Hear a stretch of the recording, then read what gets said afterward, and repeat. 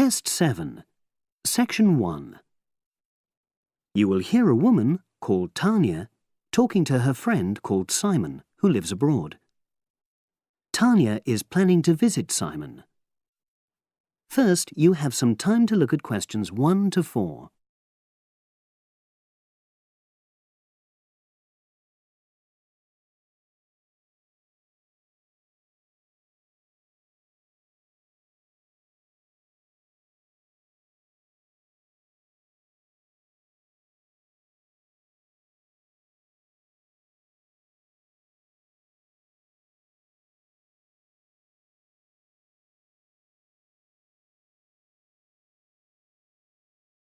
You will see that there is an example which has been done for you. On this occasion only, the conversation relating to this will be played first.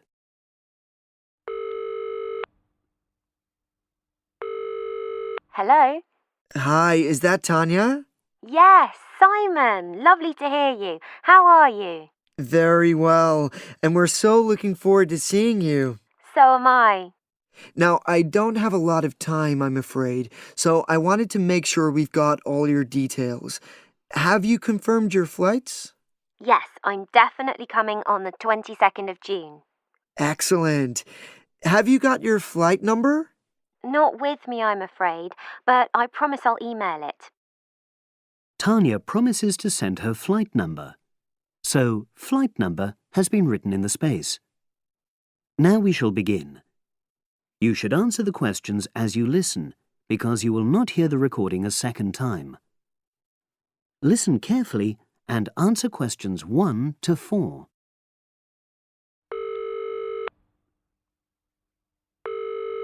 Hello? Hi, is that Tanya? Yes, Simon. Lovely to hear you. How are you? Very well, and we're so looking forward to seeing you. So am I. Now, I don't have a lot of time, I'm afraid, so I wanted to make sure we've got all your details. Have you confirmed your flights? Yes, I'm definitely coming on the 22nd of June. Excellent. Have you got your flight number? Not with me, I'm afraid, but I promise I'll email it. Let me make a note of all this. Yes, do, because one of us will try to come and collect you from the airport if we can. I presume you'll be coming into Terminal 1? I don't know. I'll have to find out which one it is. Yes, you must. We don't want to be waiting at the wrong one. But hang on, I'll be arriving at about lunchtime, and that'll mean you have to take time off work to pick me up. You really mustn't do that. Look, we're not all that busy at work, and if there's a problem, I can text you when you arrive, and you can take a taxi. Okay. There's a really good company called Pantera. Can you spell that? It's Pantera. They have a stand at the airport. You can't miss it, and they're really reliable. Great, thanks. How far are you from the airport? About 40 minutes. And you're near the city centre, aren't you? We're east of it, actually. Don't tell the driver city centre because you'll really get caught up in traffic. Okay, and I'll make sure I carry your address with me. Now, have you got my mobile, cell phone number? Yes, you sent it last month. But I tell you what, I don't think I've got yours. I'd better have it now, just in case. Okay, and I changed it recently anyway. Ready? It's 07765 328 411. Before you hear the rest of the conversation, you have some time to look at questions 5 to 10.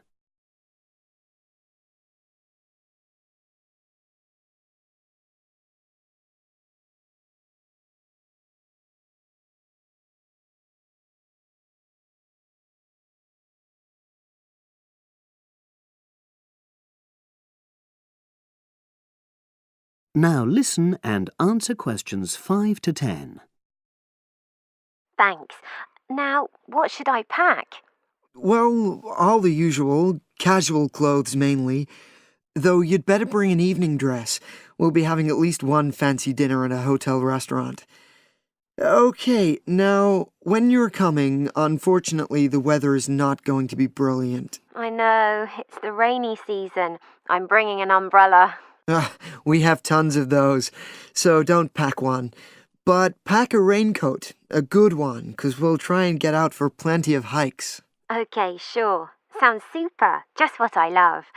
And I'd better remember to pack my sturdy walking shoes. Excellent idea. It's pretty rugged round here, so they have to be tough. I can imagine. I'm so looking forward to getting out. Oh, Simon, before I forget, you recommended I read a book about your area. Yeah, What was the name again? I'd like to read it to get an idea of the history, etc. it's called Mountain Lives, and it's... Hang on, I'm just writing it down. Okay, and it's by Rex Campbell. great. I'll try and get hold of that. Well worth it. Now, the really important things are gifts. Oh, don't worry about that. Just bring yourself. I know, but I'd like to get something for your parents. What about Janice? I know she loves English tea. Oh, that's very kind, but she's not drinking so much of that these days. But she'd love some chocolate.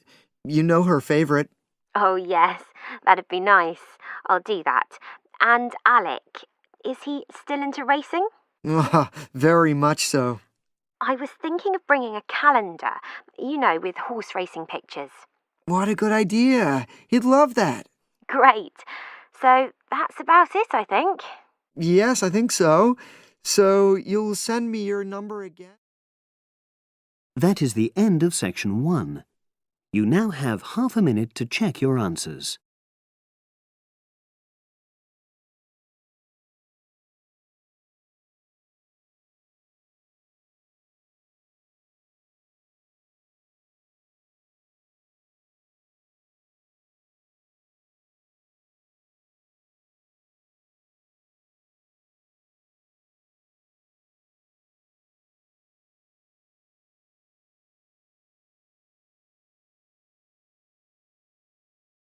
Now turn to section 2. Test 7, section 2. You will hear a podcast on Canberra's theme park. Now you have some time to look at questions 11 to 16.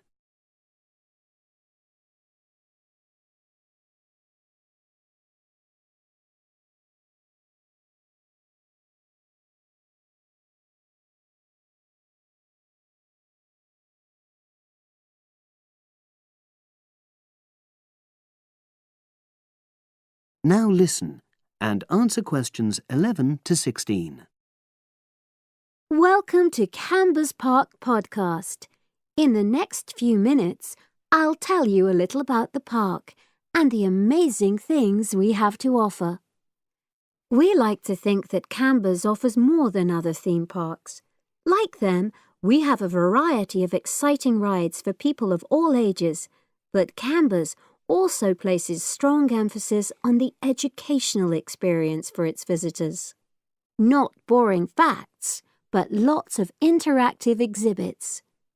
Although it's mainly an outdoor experience, we do have some indoor activities if the weather gets too dreadful.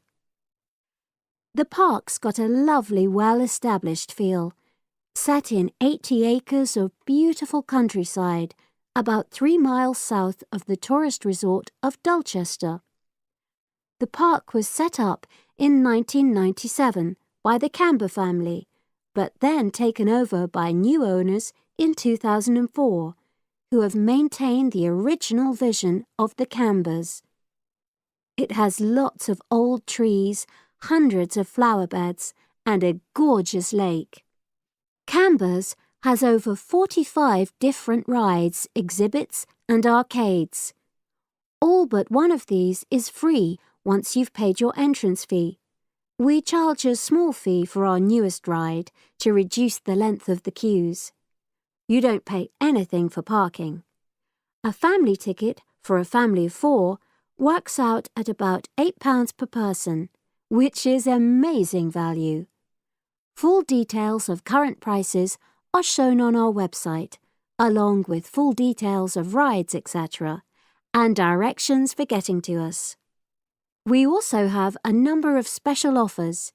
For example, if you live locally, why not join our Adventurers Club, which entitles you to 50% off ticket prices all year round, and a special lane for all rides and exhibits, which means you don't have to wait to get into any part of the park.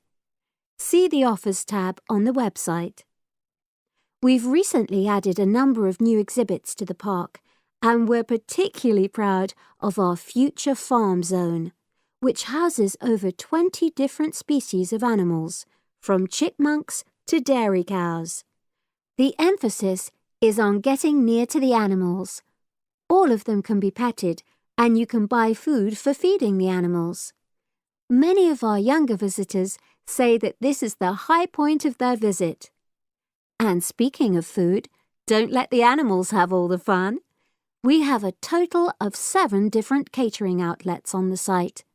We're open 10 to 5:30 all year round, and cold drinks and snacks can be bought at any time during opening hours. And hot food is available most of the day in the Hungry Horse Cafe from 11 until 5, just half an hour before closing time. Now you have some time to look at questions 17 to 20.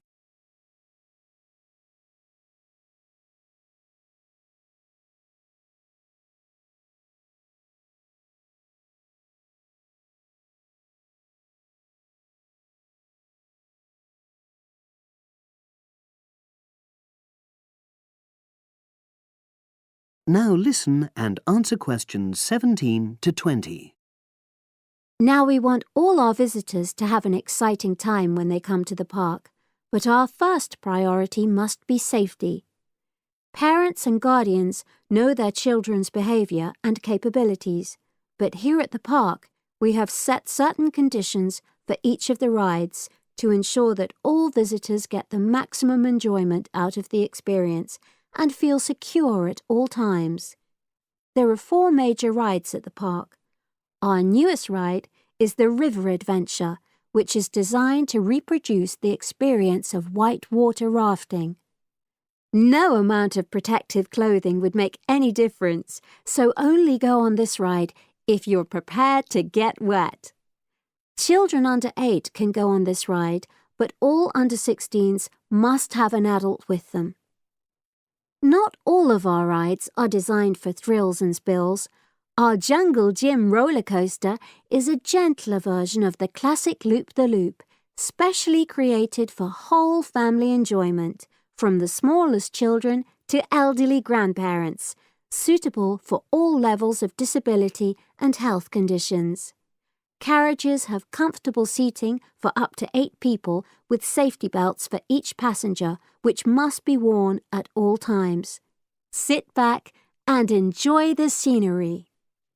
One of the best established and most popular of Canberra's rides is the massive swoop slide. Whiz down the polished vertical slide 9 meters in height and scream to your heart's content. There are no age or height restrictions. Be careful though, you must have on long trousers so you won't get any speed burns. And then there's the famous Zip Go-Kart Stadium with 16 karts, 8 for single drivers and 8 for kids preferring to ride along with mum, dad or carer. Take part in high-speed races in our specially designed Formula 1 style karts, but no bumping other karts, please. All riders must be above 1.2 meters because they have to be able to reach the pedals, even in the shared karts. Full details of all safety features are available on our website at www.camberspark.com. So come and make a day of it at Canberra's theme park. That is the end of section 2. You now have half a minute to check your answers.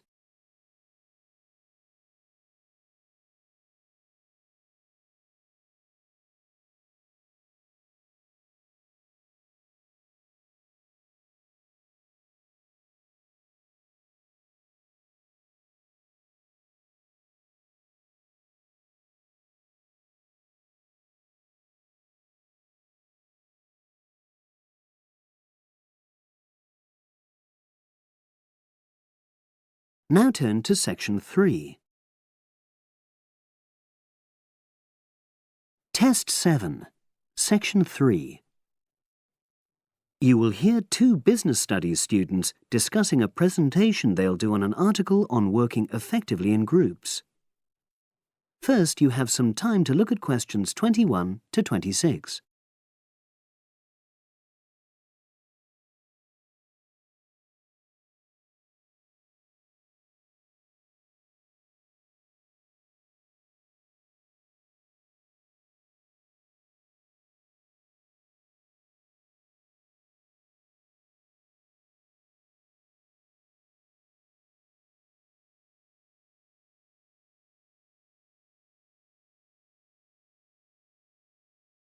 Now listen and answer questions 21 to 26. So, Brad, what did you think of the article on group work? Oh, hi, Helen. Yeah, it was pretty good, with helpful pieces of advice on how to make group work effective. I think we were lucky to be given such a straightforward text to present at the management skills seminar. Yeah. Actually, shall we discuss it now? Have you got time? Sure, it's only a 10-minute presentation, so we just need to explain and then give our views on the main points raised in the article. I'll jot down some notes. Right. So, there are 3 main sections. I suggest we start with listening. Yeah, effective listening in groups, because it's not something that's frequently covered on courses in our field. No, and we should say that in the presentation. Yeah. And also effective listening's pretty simple, you know. I don't think it's hard to learn. Well, people think it's easy, but in my experience, most of us tend to be very lazy listeners. Okay, I wouldn't argue with that. Something I do think we should emphasize is the power of the listener's posture, gestures, etc., in making speakers feel respected. Not that you're just waiting for them to finish before jumping in with your own ideas. Uh-huh. Okay, right. The next section is on goal setting. Let's make sure we're clear what the article says on this. Yeah. Well, firstly, it says that all group members must be given time to explain their own goals. That's it, yeah. And then did it say that the whole group should agree on common goals? That's a bit too strong. It's more that everyone's agendas should be equally acceptable. But it does say that goals have to be realistic, you know. Achievable within a particular time? You've got it. That's really what the article's saying. There isn't really any point in having ideals if group members know they won't come to anything within a reasonable period. So, I think a summary covering those points will be enough for that part of the presentation, don't you? Yeah. Now, the last section is about conflict resolution. Actually, I thought it was the worst part of the article. Me too. I don't think it went into sufficient detail on the issue. Actually, I thought it devoted too much space to it, but that it was all rather boring, you know? It didn't mention some of the more radical theories. Absolutely. I found that really irritating. Right, and also I think it could have said more about conflict sometimes being healthy in groups. Absolutely. It just mentioned rather glibly about how we should avoid thinking of winners and losers, and that quick resolution of conflict is always desirable. Without explaining what these terms mean? Well, it gives quite detailed definitions, but doesn't develop a proper argument. Right. So, for the presentation, I think we just give some definitions and then explain what we felt were the weaknesses in the article's treatment of conflict resolution. Yeah, good. Now you have some time to look at questions 27 to 30.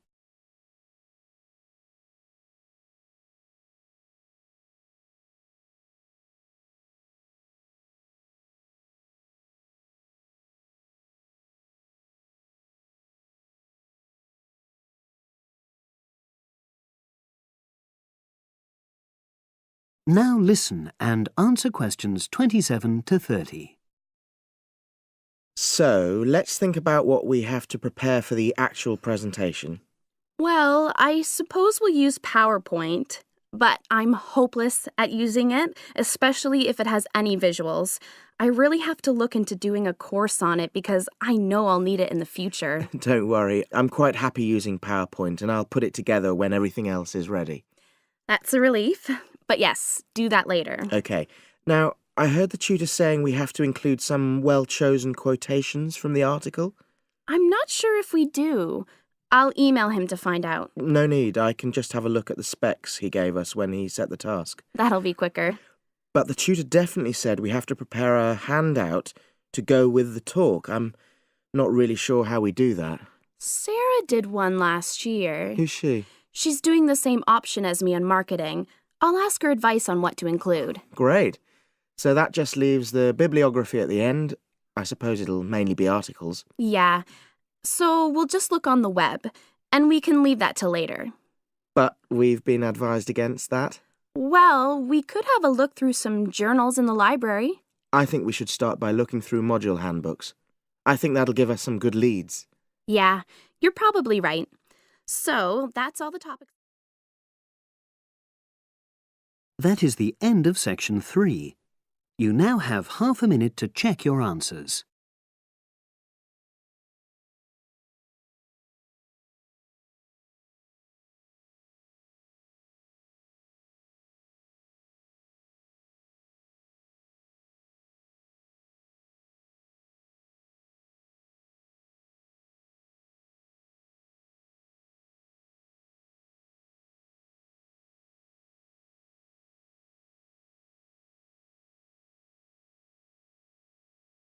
Now turn to section 4.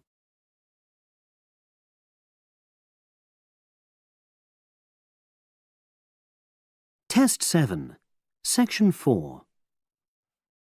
You will hear a lecturer talking to a group of engineering students about the design of a greenhouse. Before you listen, you have some time to look at questions 31 to 40.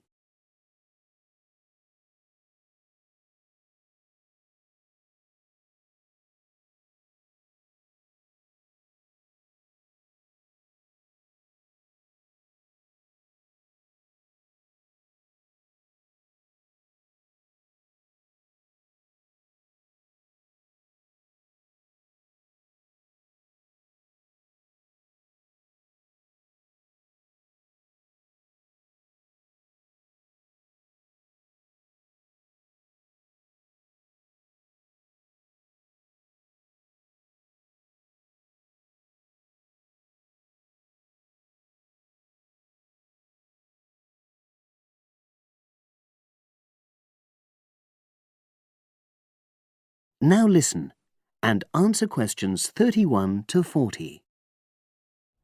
Good afternoon. This is the first of a series of lectures I'll be giving about engineering for sustainable development.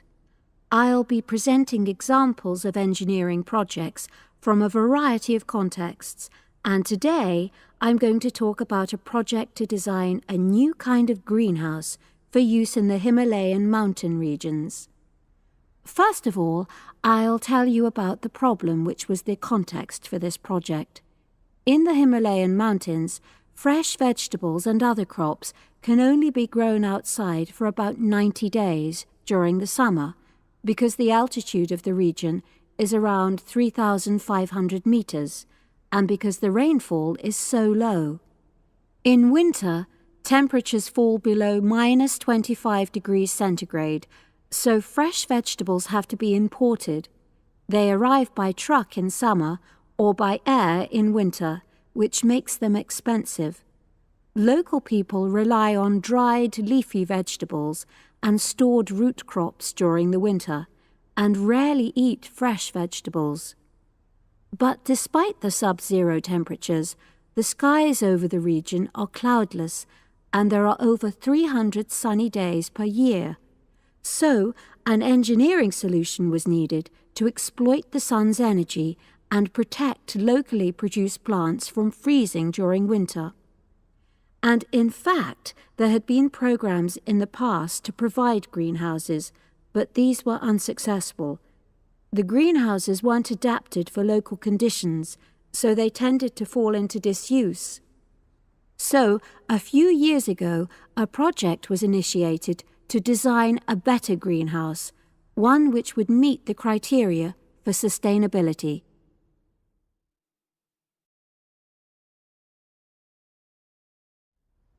So, what are the criteria for sustainability? Well, first of all, the new greenhouse is designed to be relatively simple, so construction is cheap. Locally available materials are used wherever possible. The walls are generally constructed of mud bricks, made locally, although in areas of high snowfall, more resilient walls of stone are needed. Rammed earth is also used. The main roof is generally made from locally available poplar wood, with water-resistant local grass for the covering. In addition, the construction and maintenance of the greenhouse is done by local craftsmen, so local stonemasons are employed to build the greenhouse walls, and specialised training is provided for them wherever necessary. Then, the greenhouse is designed to run on solar power alone. There's no supplementary heating. And lastly, families are selected to own one of the new greenhouses with great care. They have to have a site which is suitable for constructing it on. They also have to be keen to make a success of using it, and also to share the produce with the wider community through sale or barter. Potential owners are taken to see existing greenhouses before they make a final decision about having one. So, those are the features which make the project sustainable. And now, I'll briefly describe the design of the greenhouse. The greenhouses are orientated very carefully along an east-west axis, so that there's a long south-facing side. The transparent cover on the south-facing side is made from a heavy-duty polythene, which should last for at least 5 years. On the inside of the greenhouse, the walls are painted. The rear and west-facing walls are black to improve heat absorption, but the east-facing wall is white to reflect the morning sunlight onto the crops inside. Finally, there's a door in the wall at one end, and vents are incorporated into the roof, the door, and the wall at the other end to enable control of humidity and prevent overheating. I'll turn now to the benefits which have resulted from the introduction of these new greenhouses. These benefits are of various kinds, but for now, I'll just mention the social benefits. First of all, people who own a greenhouse gain social standing in their communities because they provide vegetables for the wider community, for regular consumption as well as for festivals, and they also earn income. Secondly, because in rural areas it is women who usually grow the food, the greenhouses have increased their opportunities. They bring the benefits of improved nutrition and increased family income from the sale of surplus produce. And thirdly, as a result of their improved financial position, some families can now afford to educate their children for the first time.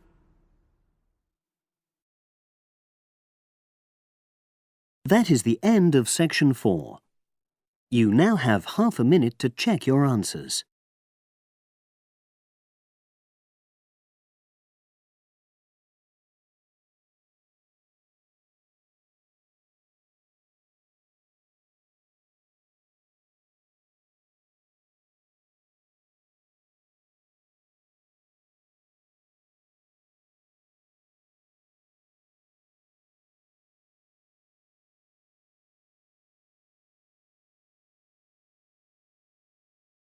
That is the end of the listening test. You now have 10 minutes to transfer your answers to the separate answer sheet. Copyright Pearson Education Limited 2011.